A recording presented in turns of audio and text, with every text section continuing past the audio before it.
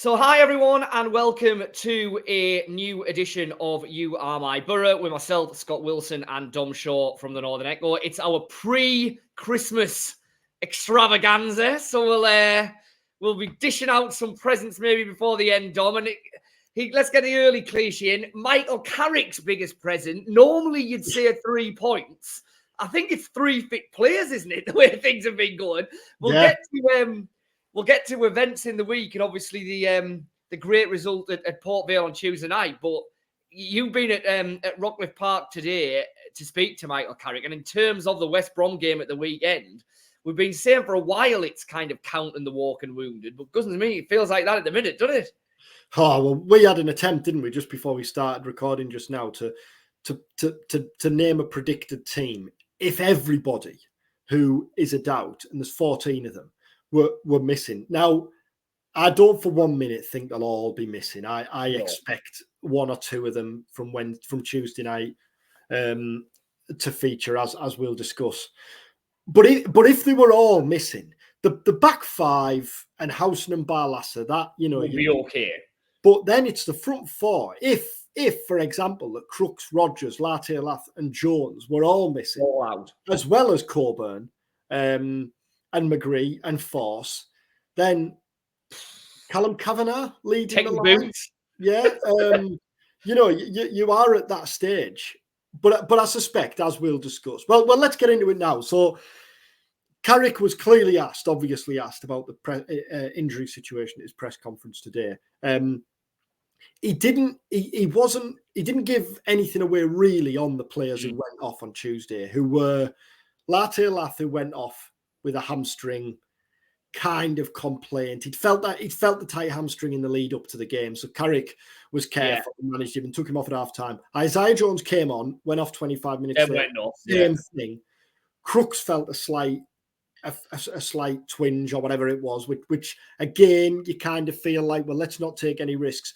The one that looked more serious or worrying was Morgan Rogers going off, because he was hobbling heavily on Tuesday night as he went off. And then obviously Rav Vandenberg missed the game with a back injury. So you would look at that and you'd hope that at least 1 or 2 of Jones, Latte-Lath and Crooks are able to start. And then beyond that, then the longer term ones. So coming out of the press conference today, promising news that Riley McGree and Josh Coburn, Carrick suggested, could be in contention to make the bench on Saturday. He made it clear they're not ready to start. But that classic old line, if you're fit enough to be on the bench, you're fit enough to start. Well, that clearly at the minute we're Boro. If someone's, round or about, then Carrick has to put him on the bench. Put him on, it's not really the case. And obviously, it's great to be getting these players back, but it's a balancing act, clearly, isn't it? Because there's so many games now. We go Saturday, then Boxing Day, then Friday night,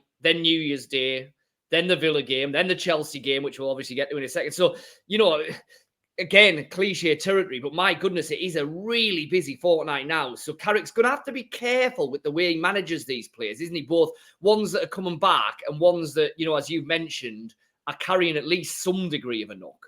And he is, and he talked about that today because he was asked in various different ways, really, kind of what are you doing to stop these injuries and to prevent any more?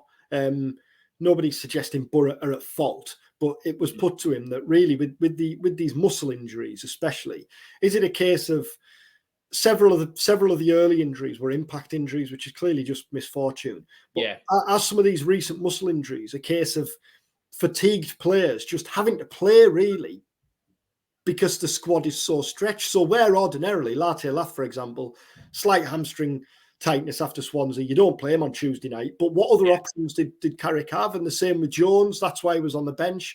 Carrick didn't want to use him, had to because of Latte-Lath. So clearly there's a balancing act. What Carrick did say is they are kind of tweaking training and looking at training. But then because there's been so many midweek games, a lot of the training anyways is just a case of bouncing from one game to the next, really. Yeah, recovery and kind of set piece stuff and team shape stuff, as opposed to kind of hard yards. The other kind of news line to come out of today was Senny Dieng is days rather than anything longer, was Carrick's quote on that, which again, Not clear whether he'll be ready for Saturday or whether it'll be Glover, but clearly that's nothing to worry about. Yeah. Yenga's obviously going away next month anyway, but that's good news as well. And Hayden Hackney, sorry. So Hayden Hackney, you asked him a few weeks ago, didn't you? Kind of, are we looking at a long-term thing with Hackney? And he said, no, it's not. So said to him, they kind of, where are we at with that then? And he said, well, it was 4 or 5 weeks when he first did the injury. So we're now down to inside a fortnight, really. So I think what's clear is Boro have an idea of when to expect Hackney back.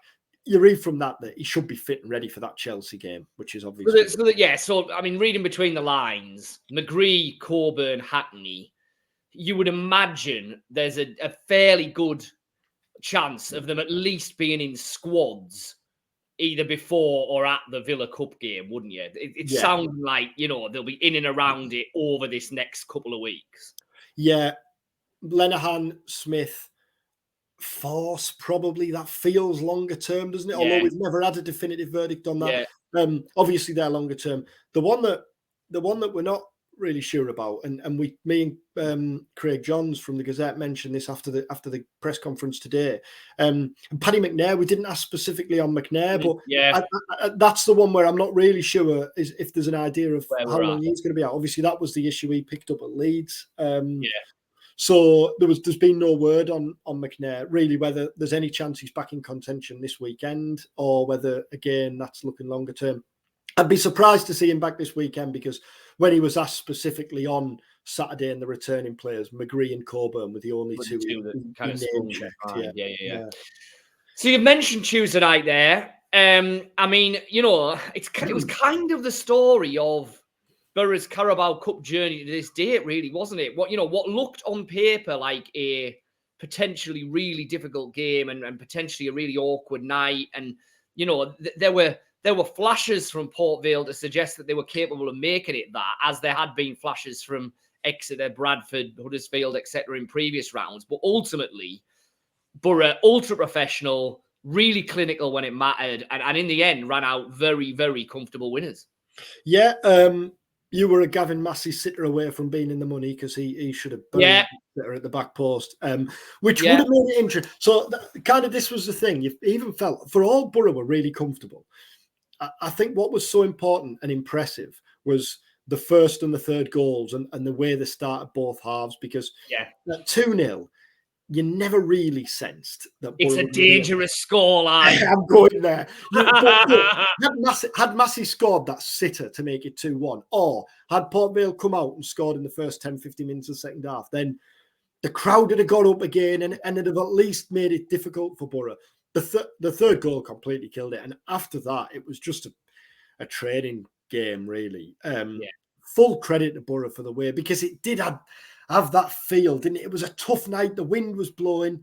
I even heard Maddo on BBC T's talking about Boro playing downwind first half, which is Sunday League, innit? But it was one of those nights, and yet Boro just made real comfortable work of it, really. And to get the likes of Kavanagh and McCabe on for the last 20 minutes, really, the only negative to come out of it was those injury worries. But it played out exactly as like we talked about beforehand, and exactly how you'd hoped that Boro would just go and do a professional job. And we've talked about it, but fair play to them, really, because we've games, haven't we? Yeah, I think I've done a couple. You were at Bradford and Exeter, and every game you've gone to and thought, like, is this going to be the one where they just trip themselves up? But like you said in midweek, the Exeter first half, really, it's the only time they've really been off real trouble. Really. And again, Rodgers, Silvera, those two in particular have really taken their chance in this competition, have they? They've made an impact in every game they've played in this League Cup run. Yeah, Rodgers is a top scorer in the competition now. And if he's fit, then I think he's made a real case to start on Saturday, because he made a difference from the bench at Swansea, as did Silvera.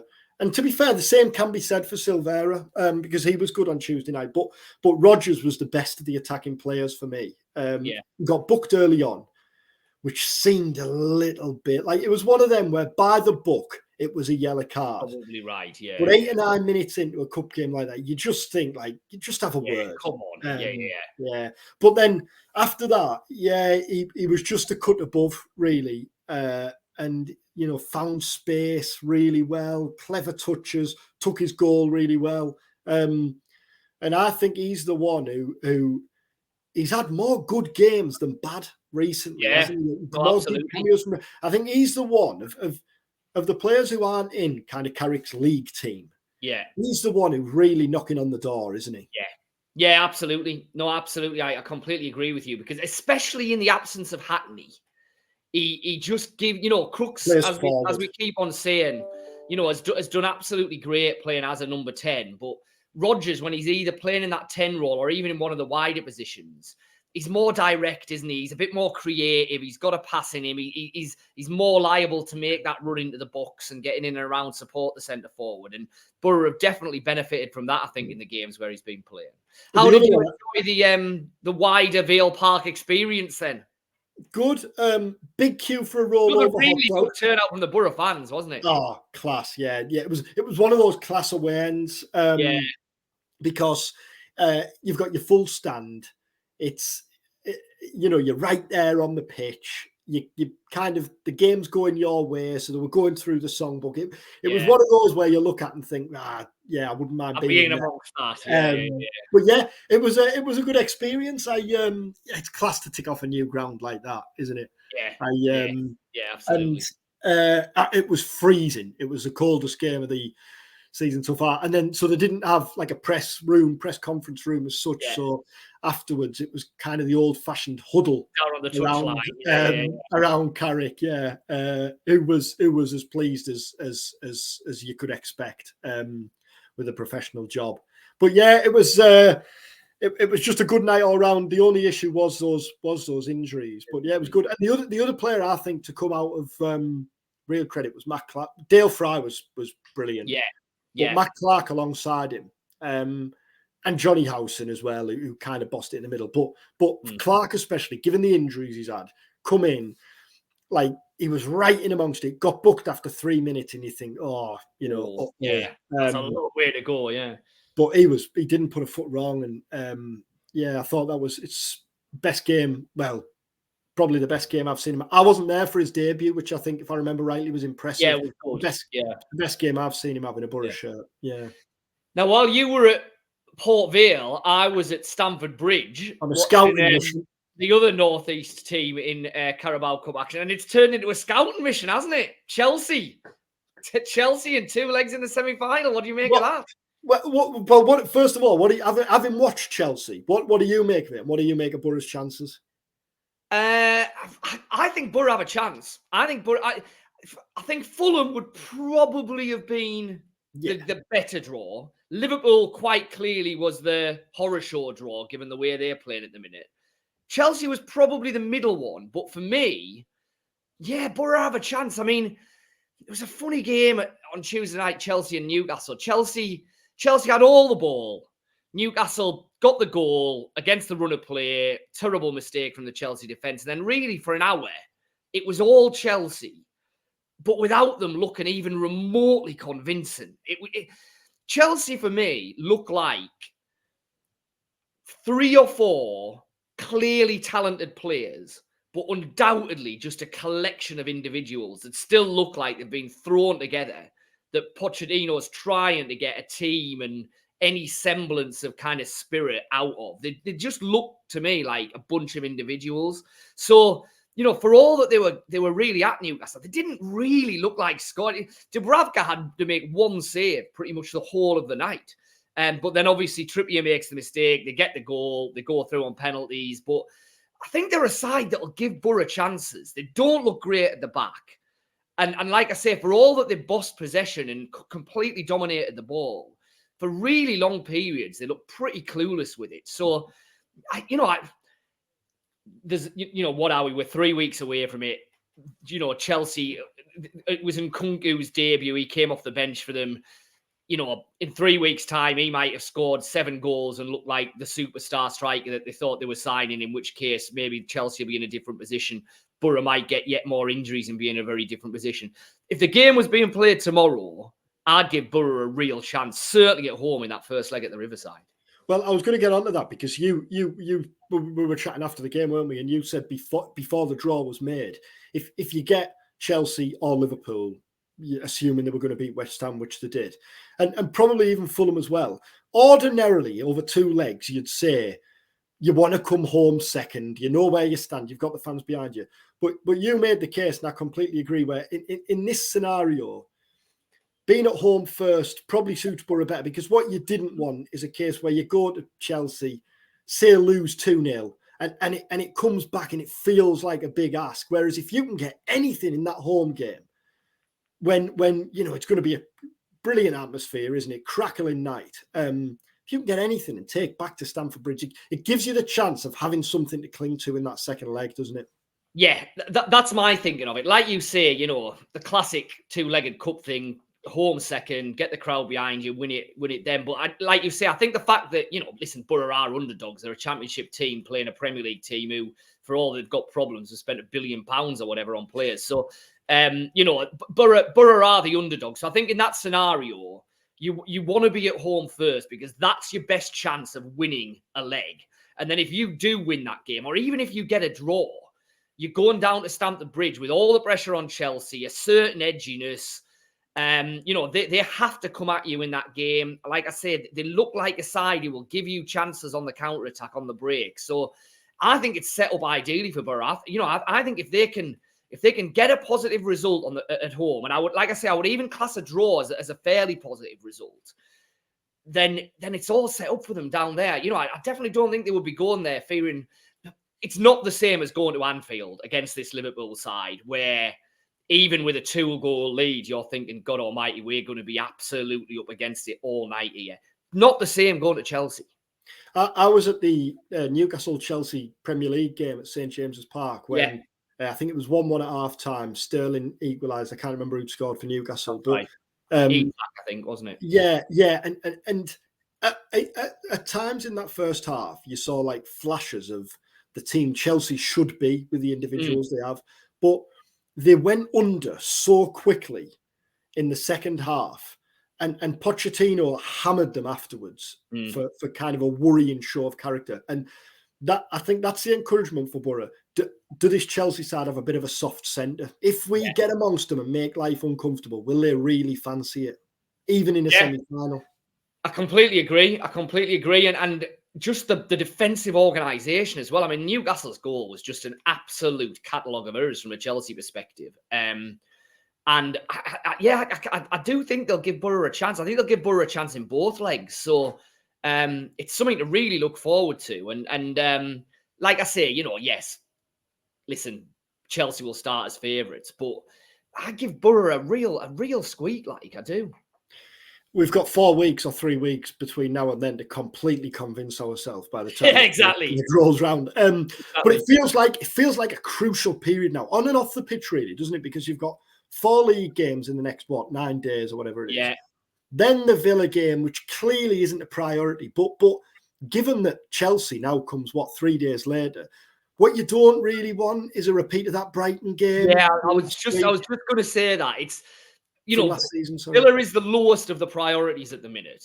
But what you don't want to do is get really badly turned over at home 3 days before you're then going to welcome Chelsea, is it? So, I think we'll see where we are then in terms of players and who's available and who isn't. But I suspect Carrick might be tempted to go a little bit stronger for that game than he might ordinarily have done, just because of what is literally just around the corner after it. What'll be interesting is whether Boro have brought any players in by that stage, because normally the expectation in January is that you don't expect necessarily really early business. We know how difficult the window it is to do business in and all that. But Kieran Scott said on the record that Boro are ready to go. I spoke about transfers to Carrick in his press conference today, and there'll be quotes online and in Saturday's Northern Echo on that. And he said today, we have our plans. The plans are in place. So it's not beyond the realms of possibility that Boro have some early business lined up? No, and we've kind of said all the way through that a striker and probably a centre half feel like they'll be the priorities, and the soundings that certainly I've had, and I think we both had, are that it's probably the centre half that they have real strong ideas of, that they might potentially be in a position to move quickly with. The striker still feels like it's a bit more of, let's see what happens with Premier League loans. Let's see who's actually available as the month progresses. I'll be surprised if they've got a striker ready to go at the start of the window, but I wouldn't be completely shocked if they had a defender that all of a sudden they were moving for. Yeah, and they are the two. They're the two standout positions that need addressing, and have been for a number of weeks, really. Well, probably since the start of the season. West Brom on Saturday. I think with Rotherham and Huddersfield to come, which look like, and I know it doesn't always play out like this, they look like two inviting games, really. Given the injury problems, I think even if you can get a point against West Brom on Saturday, that's a positive result to then take into next week. West Brom, I watched West Brom at Sunderland. I was going to say, you saw them, didn't you, just the other week? Yeah.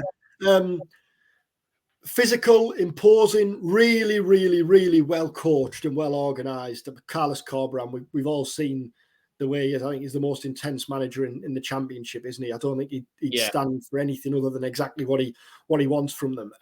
They've had injury problems as well, and they were short of a striker when they played at Sunderland.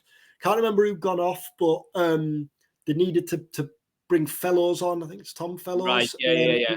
Play kind of as a makeshift centre forward. But it is a strong squad. You'd look at their squad and really you'd look at the Championship table and think West Brom are where they should be, where you'd expect them to be, aren't they? Yeah, I think so. I mean, they've kind of underperformed really ever since they dropped out the Premier League, haven't they? But whereas with Stoke, they're constantly underperformed, and you look at them and think they're never getting any nearer than where they've always been. I don't see them how they get back to the Premier League. That's not really the case with West Brom. It feels like they're in and around it this season, and they're probably like to stay there. I mean, I just think you look at these 4 Christmas games for Boro. West Brom at home, and obviously Coventry at home on New Year's Day, Sandwich, and Rotherham away and Huddersfield away. That for me is your classic Championship kind of fixture list where Boro could get 12 points, they could get 2 points, and they could get anywhere in between. It feels like that, doesn't it? They're not playing one of the real big boys, a Leicester or a Leeds or an Ipswich, where you think, okay, that's going to be really, really tough. Yes, Rotherham and Huddersfield are struggling, but they're away games. Boro have a pretty mixed record at both of those grounds. So, there's a definite opportunity for Boro to record, say, 3 wins out of 4 and really shoot up the table. But then by the same token, if there are injury issues and if a couple of things go against them, it's not inconceivable that you only win one of those 4 games and all of a sudden you're worried about where you are coming out of it. It feels a bit like that, I think. What do you reckon? 100%, because Rotherham, you look at that Rotherham kit, like clearly that's a game you've got to be winning. If you want to compete at the top end of the Championship, that's a game you've got to be winning. And yet Liam Richardson, new manager, Boxing Day, full house atmosphere, all that clearly makes it more difficult. Huddersfield look weak, don't they, under Darren Moore? That game, I know he was poor. Yeah, I know he was only appointed at the start of the season, but you wonder whether he's at risk at all, because they haven't improved, has they? That clearly sacking Neil Warnock or getting rid of Warnock hasn't worked there. That's a game you'd expect Boro to win, but then again, all the injuries on the back of 2 games in 5-6 days beforehand. Coventry home game, I'd fancy Boro, but Coventry are finding the feet now, and I think they've lost 1 in 7 maybe when I looked earlier. They're definitely getting a lot better. They were my dark horses at the start, and they started horrendously, but they are now looking more like the side who were in and amongst it last season, admittedly without a Gyökeres, but Sims has got an odd goal. Hadji Wright looks pretty decent. They're getting goals from midfield. Yeah, that will, again, that won't be an easy game. I mean, listen, you'd look at it and you'd say if you were hand-picking games to have in a really condensed spell over Christmas, you're not far off, are you? You're playing home to 2 relatively mid-table teams, and you're going away to two teams who are struggling down at the bottom and looks like they'll be in a relegation battle. So it's a massive opportunity for Boro, but the championship being the championship, there'll be ups and downs along the way, inevitably. Boro are a different team to the one that played at West Brom earlier in the season, because I was there and that was chaotic. Lucas Engel, the shadow of the player he is now, and obviously made the mistakes. And that was one of those games where Boro lost it and were shambolic at the back, and yet you came away thinking, like, for as poor as Boro were, they could have taken something from that game. Really. But it's a different Boro team, even with all the injuries that West Brom are coming up against. You mentioned Stoke there, just quickly. Stephen Schumacher, were you surprised he took that job? Yeah, I was slightly, because, like I say, I just feel like Stoke is a place at the minute that just chews managers up. You know, something's clearly not right behind the scenes there. They can't get the recruitment right. You know, it's one step forward, two steps back. I guess all you would say is Plymouth started the season pretty well, but they kind of have regressed. They're going to be battling for their lives. They're the type of club, a bit like Rotherham, where they've got a limit. Probably at some point in the next 2 or 3 years, they will go down. It's hard to see how they can kick on and become an established championship club who can challenge for promotion. You know, if someone gets it right at Stoke can be a Premier League club, can't they? It's hard to see how Plymouth can be. So I guess there is a rationale behind it, but you know, it wouldn't be a big surprise at all if in 18 months Stephen Schumacher is simply the next manager who's not made it at Stoke and is out on his ear and looking for a job somewhere else. But then again, like I say, at some point someone probably will get it right there. Yeah, I was going to say that I think Stoke have got, like, there's clearly a financial temptation for managers to go there. But I think there's also that case of Schumacher, Nathan Jones when he went there, Michael O'Neill. They'll all go there, backing themselves. Probably a bit like Sunderland, a bit like the situation Sunderland had for a couple of years, where they'll all go themselves thinking, I can be the one to get these going again. Yeah. And the other thing, on the other end of the spectrum, really, I think if it doesn't go well, they can say, well, like, no one gets it right at Stoke. So you can almost make the case in mitigation. I think what you would say about Stoke is they probably need to start heading down the route that Boro and Sunderland have headed down, because Stoke feels like a fairly, and I'll hold my hands up there. I'm speaking here without a massive in-depth knowledge of what goes on at Stoke, so don't get me wrong. But from the outside, it feels like a club who still have a relatively old-fashioned way of the manager goes in, decides what players he wants, they bring in whatever players they can for him, and then when he goes 12, 18 months later, the whole thing's turned upside down. New manager comes in, okay, we'll back him, we'll throw some money at it. Well, do they not need a more strategic view of what kind of players they sign and actually try and build a squad that can withstand these managerial shakes? Because they feel like they're in the cycle Boro were in 3, 4, 5, 5 years ago, where every 12, 18 months, a new manager comes in, gets money thrown at him, and you end up with a squad of kind of 4 squads melded together. Before we wrap up then, rather than do the prediction, because obviously Christmas week next week, we won't make any promises for when vids and pods will definitely land, because you know what Christmas week's like, but we will do one at some stage. But definitely at some point in between kind of Christmas and New Year, rather than just predict this weekend, then the West Brom game, what's your prediction for a points tally for Boro from those 4 games, from West Brom, Rotherham, Huddersfield, and Coventry? I think that Boro will take 9 points. 9. I think they'll win both. I think they'll win both the away games, and I think they'll win one of the home games and lose one of the home games. And I think that the loss will probably be Coventry. So that will be 3 wins in a row. But I don't think they'll win both the home games. I think the home games are definitely trickier. I do think, for all that we've said, there are difficulties at Rotherham and at Huddersfield, Boxing Day, big crowds, etc., etc. I think Boro have enough to win those games. And I think they'll take 3 at home. So I'll go 9 out of 12, which will be a more than acceptable return, and will set them up really nicely for the 2 cup matches. If I was going if I was going 9, which I could see, I think Saturday's game against West Brom would be the game that I think Boro would lose, because they might well be really, really short injury wise. West Brom are good, organised. I just wonder whether they might have a bit too much. I fancy Boro to win those both away games, Rotherham and Huddersfield. And then Coventry, Mark Robbins, he did a job on Boro last year, didn't he? Which we don't need reminding of. But I do fancy Boro to get something out of that. But I think as well, maybe 8. Winning, maybe beating Coventry and one of the away games and a scrappy draw. No, I'll stick with it. I'll go 9, which unfortunately means defeat on Saturday, but then 3 wins on the bounce. You'd take that, wouldn't you? 9 points on the next 12. Christ. Yeah, absolutely you would. Absolutely you would. I mean, I think it's one of them where you'd want more than 6, probably. But anything 8, 9, 10 would be a pretty good return.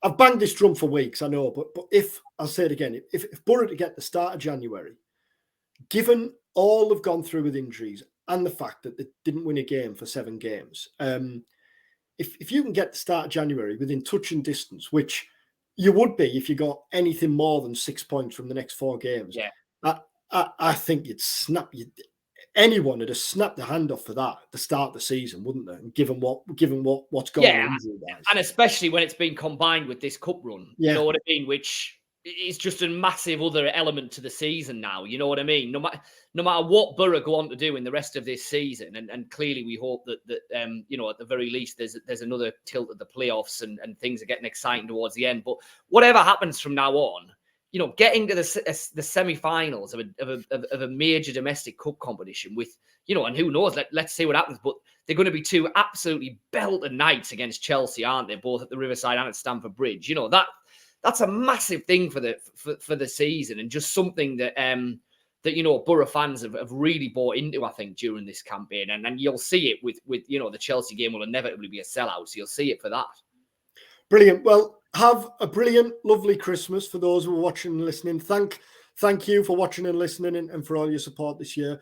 Do give us an early gift by subscribing if you haven't already. Just tap the button underneath this video. We'll be back next week, and we'll have probably just the one video or podcast between Christmas and New Year, hopefully reflecting on a decent result and decent performance against West Brom on Saturday. Enjoy the game if you're going, and have a brilliant Christmas. All the best.